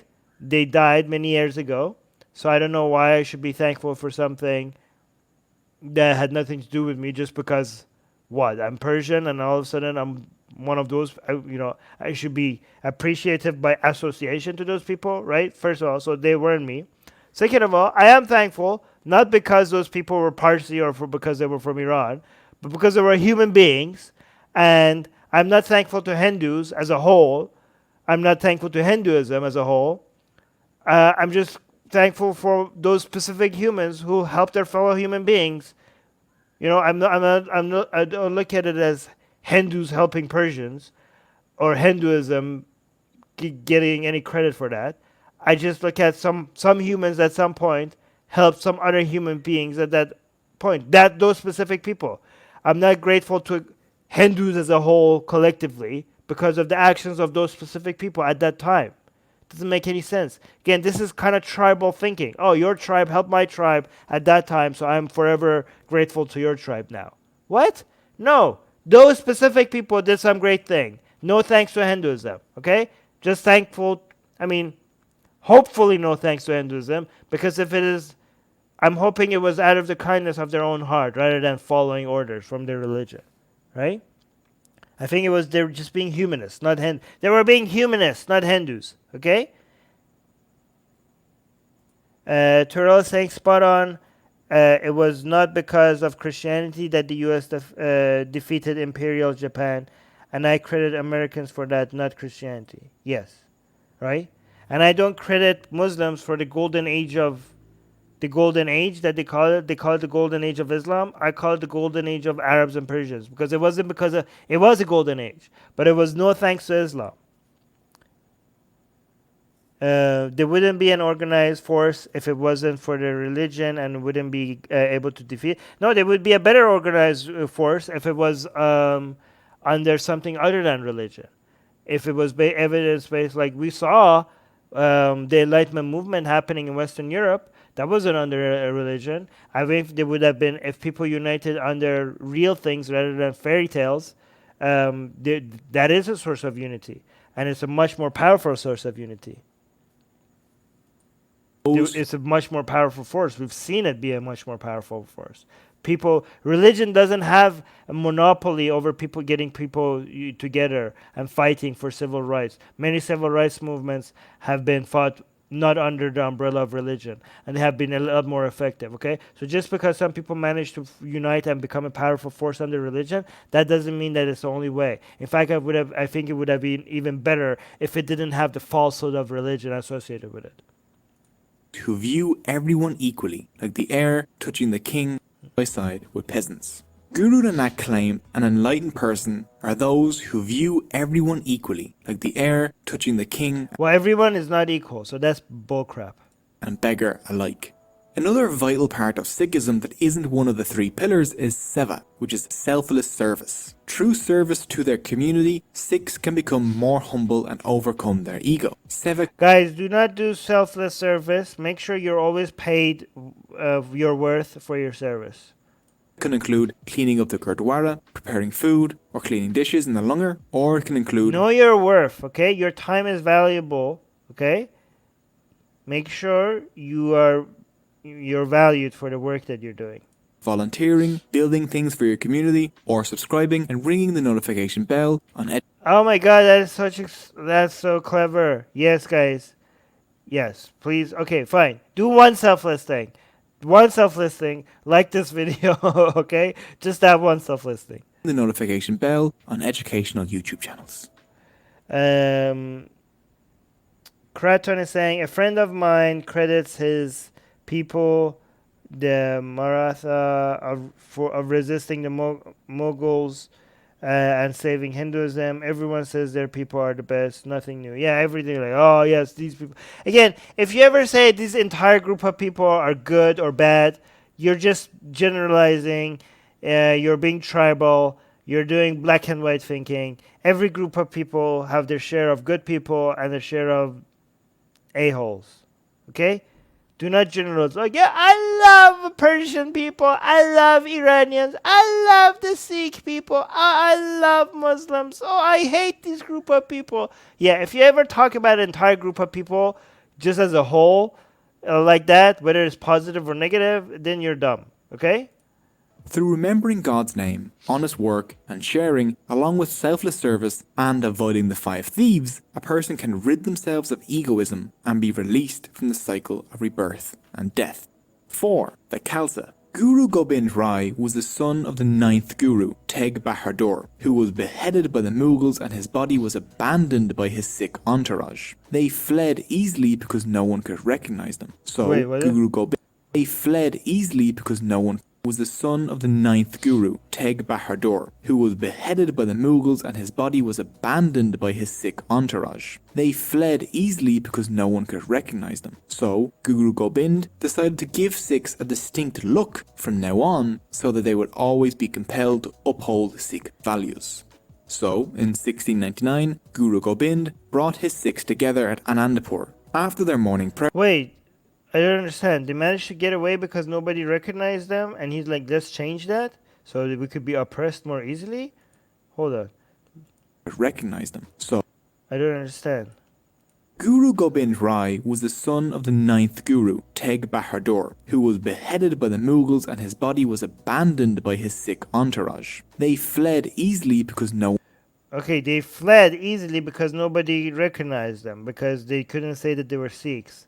And and this guy says, let's change that? I don't understand. That seems like a bad idea. one could recognize them. So, Guru Gobind decided to give Sikhs a distinct Like, but what's happening? It's like, why are we not being oppressed enough? Let's give people a way to recognize us so that we could be oppressed. I want some of that juicy victimhood narrative. Is that what is happening? I don't understand. look from now on so that they would always be compelled to uphold Sikh values. So, in 1699, Guru Gobind brought his Sikhs together at Anandapur. After their morning prayer, he stood in front of a huge crowd and demanded a human sacrifice. Wait, maybe I misunderstood that. Oh, okay. So wait, so this is they scattered instead of holding the line. Okay.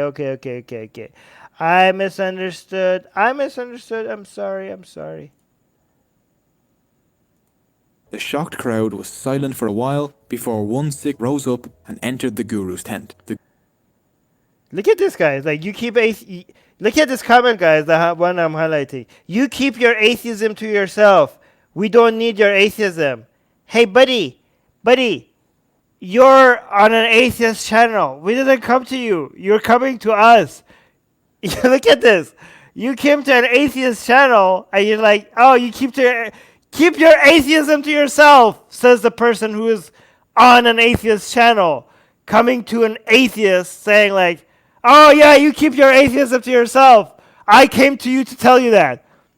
Like, I mean, okay, maybe try going away. Have you tried not coming to us? God damn it, these people are morons.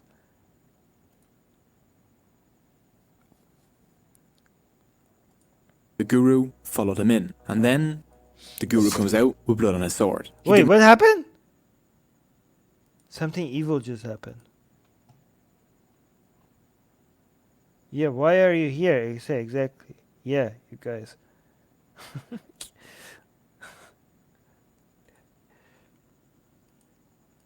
So what is happening here? Hold on. 9. Guru Gobind brought his Sikhs together at Anandapur. After their morning prayer, he stood in front of a huge crowd and demanded a human sacrifice. What? The shocked crowd was silent for a while before one Sikh rose up and entered the Guru's tent. The Guru followed him in, and then the Guru comes out with blood on his sword. He demands another sacrifice. It's a trick. Hey, this reminds me of I think he's not sacrificing them. He's just trying to show like, I want your devotion. Is this what's happening? This is a trick. This is like, it's just a prank, bro. Is this what's going to happen? Because if this is a prank, this is basically Abraham's story copied. Like, oh, you need to sacrifice your son. I want human sacrifice to show me that you're loyal. But guess what? You don't need to sacrifice. I was just testing your loyalty. Is this a copy of Abraham's story? Hi, people saying stop pausing. I'm not going to stop pausing. If I keep playing for too long, I'm going to get a copyright strike. And I also wanted to pause because I want to guess and see how good am I at guessing. Okay? Another Sikh offers themselves and enters the tent. Again, only the Guru comes back out of the tent, bloody sword in hand. Again, another sacrifice. And again, and finally, after the 5th sacrifice, the Guru re-emerges with the 5 Sikhs all wearing saffron-coloured robes. See? It was a prank, bro. It was a prank. This is Abraham's story copied. The Guru declares that these are the Panj pirates. Look at this guy. Like, oh, your voice is so annoying. then why are you here? Then go away. These people are morons. Go away. Why are you torturing yourself?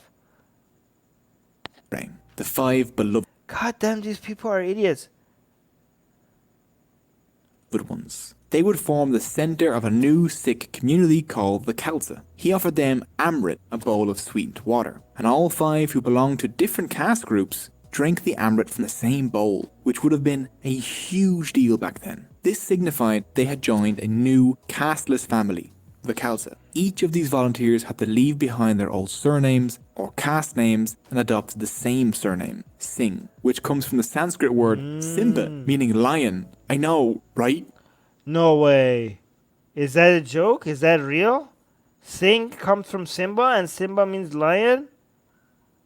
It has no relation to the Bantu word Simba, which also means lion. It's just a weird coincidence, which is What a weird coincidence. That is a huge coincidence. These languages have nothing to do with each other.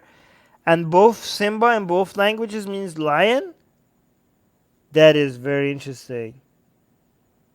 Yeah, see, I was right, by the way. Can we acknowledge? This is why I paused. It's just a prank, bro. Guru Gobind, the first prank YouTuber pro. No. The first prank YouTuber was Yahweh with Abraham. Yeah, Lion King. great.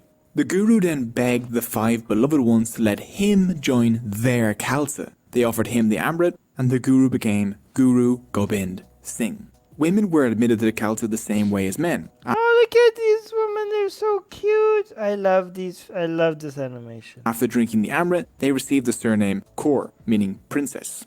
The Khalsa gave the Sikhs a new, unified identity, tied together as one family, with one name, without caste, with the goal of defending the weak and promoting justice. Look at these butthurt people in the live chat. These people are so obsessed with us. They hate me so much, but they can't. They have to come here. You guys are so stupid. You hate watch me, but it's good because I like you guys are boosting the. Look, he's saying bastard again. Oh my God, these people are so obsessed.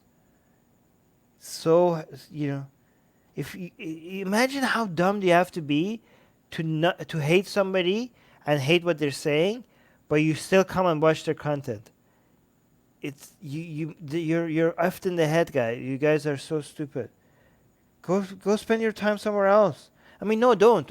Just be here. Just keep boosting our algorithm. But I'm so sorry for you. Today, many Sikhs still undergo the Amrit ceremony and take the surnames Singh and Kaur. The Khalsa were also given new rules to follow, which included the wearing of the Panj Kakar, or the 5Ks. The first was Kes, which is uncut hair to represent discipline. The second was Karga, a small comb in the hair. The third was a Kirpan, a sword to uphold justice and protect the weak, which is nowadays usually a small sword. It is importantly not an offensive weapon, and the Sikh Code of Conduct claims it can only be used to destroy tyrants and oppressors. It must not be used for anything else. The fourth is Kakahira, kind of loose-fitting boxer shorts to represent sexual restraint. Wait, sexual restraint? So they're sex negative. But that sounds like the Mormons. To represent sexual restraint. And the fifth is Kara, a steel bracelet. Its circular shape represents the infinity of God. Okay, this is kind of childish stuff. I don't know. It's like, look at us. Look, we're so cool. We're so different. We have this, and we wear like this, and we have a secret magic underwear, and we have like a sword. So this is kind of like kids playing like make-believe fairy tales, and like having their wand and their magic hats and stuff like that. I mean, it's cute. And like, oh, they all sound with the same. They all sound with the sound K. Like, come on, guys. Interestingly, the turban is not one of the 5Ks. Instead, it's worn to cover the Sikh's long, uncut hair, the kes. Turbans have become essential to Sikh identity and hold very special significance to them. Chances are, if you see someone wearing a turban, the vast majority of the time, that person will be a Sikh, not a Muslim. They're either a Sikh or a Shia mullah. So yeah, it's very unlikely they're Shia mullah because Shia mullahs are way, way, way less in numbers than Sikhs, and the color of their turban is different. Muslim. 5. The Guru Granth Sahib. The Guru Granth Sahib is the holy book of the Sikhs. It contains the teachings of the Gurus and acts as a spiritual guide for Sikhs around the world. It is probably one of the only holy books that contains not only the writings of the religion's founders written by themselves rather than after their death, but also the writing of people from other religions. Writings of Muslims and Hindus can be found throughout, along with references to Hindus and Muslims, like you said, this is a baby religion of Hinduism and Islam. Oh, but there's some other religions too, Judaism, Buddhism, and Christianity. Judaism, Buddhism, and Christianity. Before his death in 1708, the 10th Guru, Guru Gobind Singh, ended the line of human gurus by bestowing guruship on the Adi Granth, turning it into the Guru Granth Sahib, making it similar to both the Bible and Quran and the living prophet at the same time. So the book is a prophet and a book at the same time. It's a revelation book and a living thing. So wait, does it? Yeah. To break down the name, the word Guru means Guru, Granth means book, and Sahib means Lord.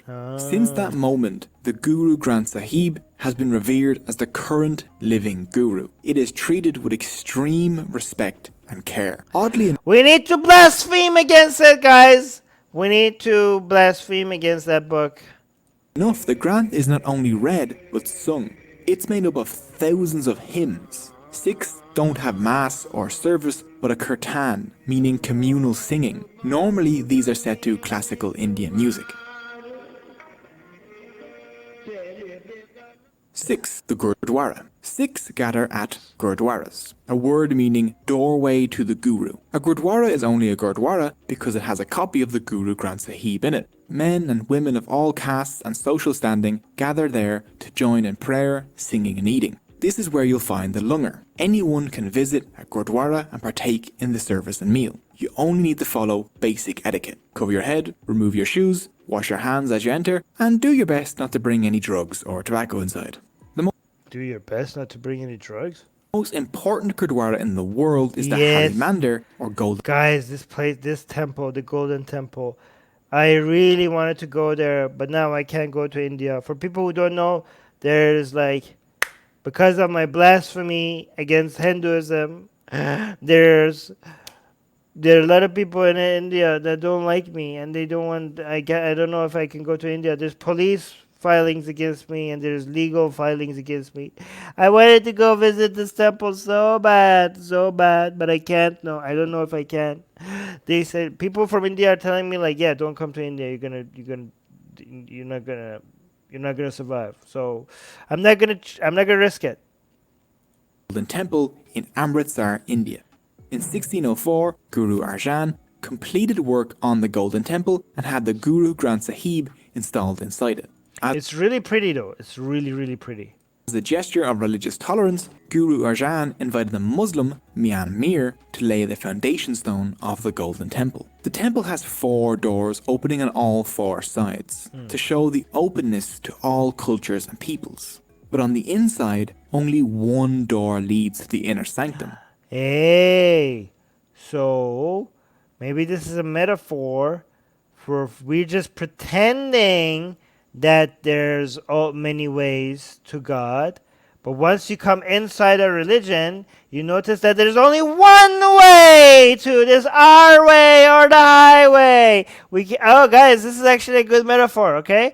So from the outside, they have multiple entrances from all sides. So all sides are okay. Every religion is good.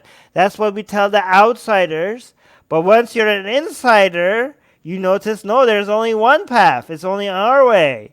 That's what we just tell everybody else. So their temple is a metaphor for what they tell the world compared to what they actually believe. See how we could use metaphors as well? Yeah, see? Look at this. Stone of the Golden Temple. The temple has 4 doors opening on all 4 sides to show the openness to all cultures and peoples. But on the inside, only 1 door leads to the inner sanctum, indicating that all paths and beliefs eventually lead to the one God. Okay, wait. So you did a different metaphor. I did my own version of metaphor. You said like all of them eventually leads to one way, But if you guys could do metaphors, I could do metaphors as well. I prefer mine. The Golden Temple is the most visited place in the world with around 6 million visitors each year. Wait, what? Most visited place on earth? Are you sure? How many people every year visit the Kaaba? Kaaba visitors every year.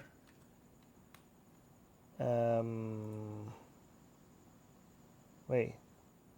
Does it say? Mecca.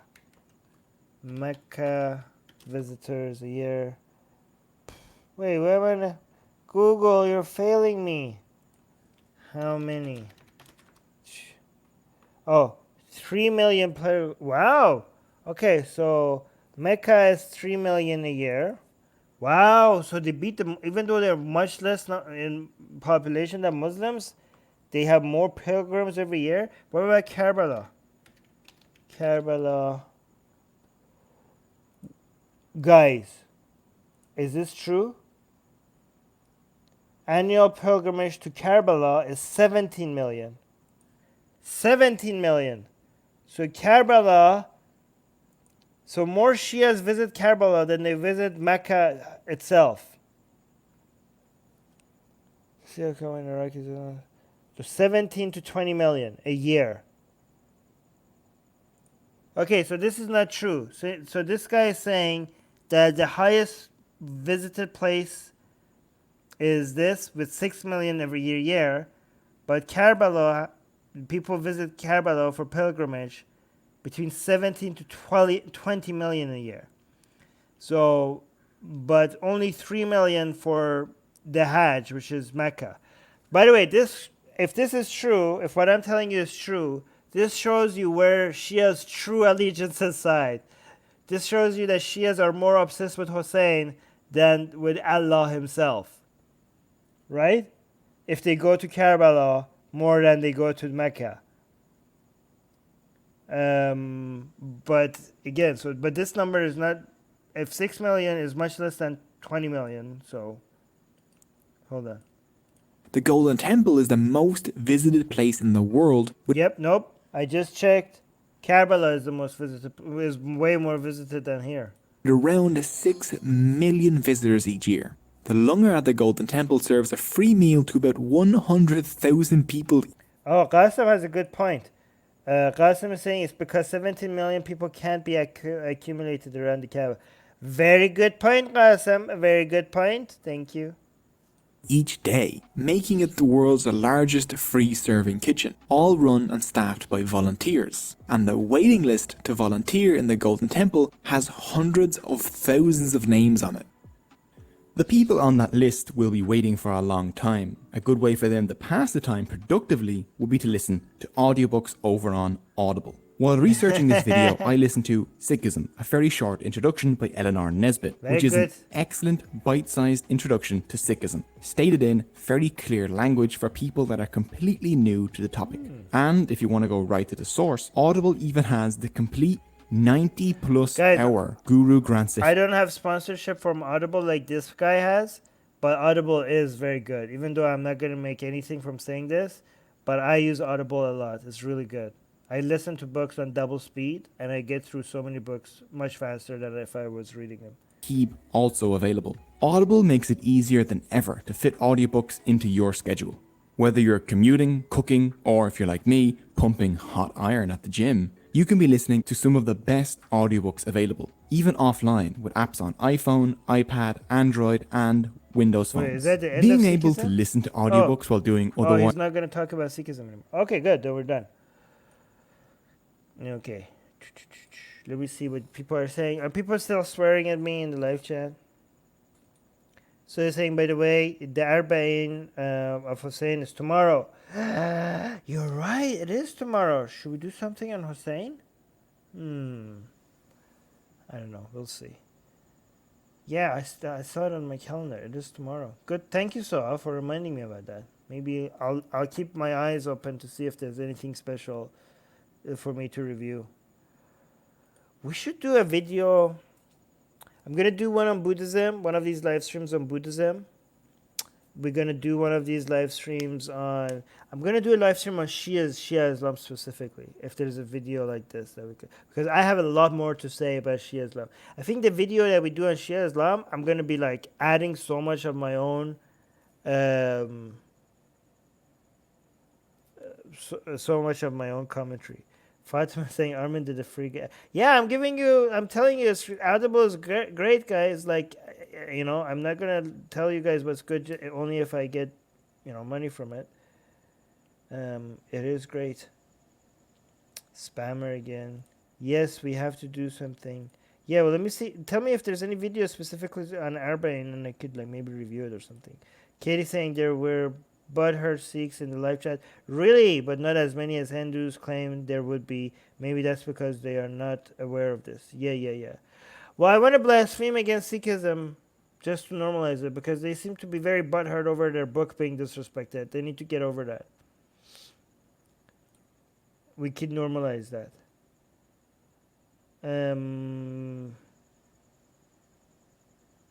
If non-Sikhs can visit Golden Temple, please help him. Yeah, they can. Yeah, non-Sikhs can visit the temple. That's the whole thing. That no, you don't have to be Sikh to visit the temple. You just have to be clean, take off your shoes, and cover your hair, and then you could go inside. I wanted to go, but I can't anymore because India is now dangerous for me. Okay, fine. You were saying. Oh my god, I wish I could highlight these things. But you guys keep using it. I see it on my phone though. I really love these MOs that you guys are using. Yes. Okay, see, I don't need to do the shouting because Fatima is doing the shouting emote for me. I'm going to bring the shouting back sometimes, but not now. I'm going to do it less. Okay, if I do the shouting and tell people to subscribe, I'm gonna do a trigger warning for people who don't want to hear it so that they could leave, okay? Before I shout. But I'm not gonna do it today. But guys, Fatima, thank you so much, Fatima, for making all these emotes. They look fantastic, so I appreciate that. Okay, here's one last comment I'm gonna read. Please blaspheme their book, and the Canadian will come after. Then why do you wait? No, they can't come after me. What can they do? They can just cry about it. They need to get over this stuff. Come on, guys, you're adults. It's just paper. Don't get so butthurt. Katie's saying once the Sikhs told me that Sikhism has lots of crappy ideas, but never told me. Oh, here, let me highlight this. But never told me which ones exactly. Yell to subscribe. No, I'm okay. Not today. Today I'm gonna whisper, okay? Today I'm gonna whisper. Guys, I'm gonna end the video here, okay? I love you if you subscribe, okay? Come on, yes. Yes, we will do a Jainism one. We will do that, okay? But yeah, come on, guys. Come on. Do we have fun here? Come on. If you like the content that I make, please make sure you subscribe. It's your dharma, okay? Do it. Do it now. Subscribe and hit the notification bell. I'm gonna hit the notification bell. Make sure you hit all. Okay? Thank you. I love you. I love you if you subscribe.